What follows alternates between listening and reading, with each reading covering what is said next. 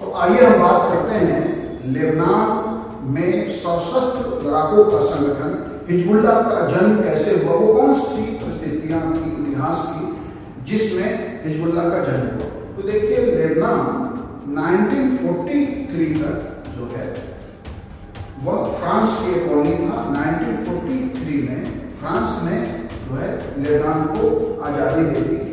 Lebanon का जो total area है वो 10,452 वर्ग किलोमीटर है। और जिस समय फ्रांस ने लेबनान को आज़ाद किया उस समय जो है 50% से अधिक ईसाई थे और बाकी में आधे शिया और आधे सुन्नी थे। लेकिन लेबनान का जो दक्षिणी हिस्सा है जो इजराइल से लगता हुआ क्षेत्र है उस क्षेत्र में शियाओं का बहुसंख्यक है।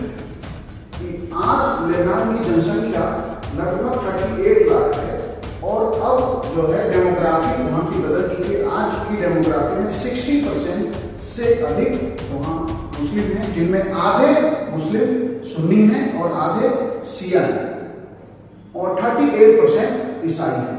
लेकिन लेबनान की सत्ता लंबे समय तक आज़ादी के बाद जो है ईसाइयों के हाथ में रही और फिर जैसे जैसे वहाँ तनाव बढ़ा तो फिर धर्म के आधार पे जो सत्ता के पद है वो बांट दिए गए। मतलब कि एक धर्म विशेष को कुछ पद मिले, एक धर्म विशेष को सत्ता के कुछ पद मिले और कुछ महत्वपूर्ण पदों पे जो है ईसाइयों का नियंत्रण था। इससे जो है वहाँ एक शिया सुन्नी टकराव शुरू हुआ। उसका एक और कारण भी था कि बड़ी संख्या में जो फिलिस्तीनी मुक्ति संगठन PLO के फाइटर्स थे उन्होंने शरणार्थी के रूप में भी और लड़ाकू के रूप में भी जो है लेबनान में उन्होंने शरण लिया। इससे जो है सुन्नी और शियाओं का एक टकराव शुरू हो गया। शियाओं ने ईसाई सत्ता के में बैठे लोगों पर यह आरोप लगाया कि वह जो है शियाओं को जो है हाशिए पे कर रहा है, शियाओं को कमजोर करने के लिए जो है फिलिस्तीनी मुक्ति संगठन के लोगों को यहाँ बसने और यहाँ पे आने को जो है बढ़ावा दे रहा है। इसी से जो है लेबनान में एक टकराव शुरू हुआ और यह जो धार्मिक टकराव है 1975 से लेके 1990 तक लेबनान गृह युद्ध का शिकार रहा और ये जो है धर्म के आधार पर लोग वहाँ लड़ते रहे। और इसी गृह युद्ध में जो क्षेत्रीय ताकतें थी इजराइल, सीरिया, फिलिस्तीनी मुक्ति संगठन, उन्होंने इस लेबनान को जो है अपने लिए लड़ाई का मैदान बना लिया। 1970 इसी बीच जो है फिलिस्तीनी लड़ाकों ने दक्षिणी लेबनान से जो है इजराइल पे आक्रमण शुरू किया, जिसके विरोध में इजराइल ने 1978 से वहां पे सैनिक कार्रवाई शुरू की और 1982 में इजराइल ने बड़ी सैनिक कार्रवाई की जिस कार्रवाई में 3000 से अधिक जो है फिलिस्तीनी और शिया मारे गए। इसी मौके का फायदा ईरान ने उठाया और उसने एक सशस्त्र गुट संगठन को जो है वहां पे जन्म दिया या उसे जो है सपोर्ट किया, विकसित किया। उसी सशस्त्र गुट या संगठन का नाम हिजबुल्लाह है।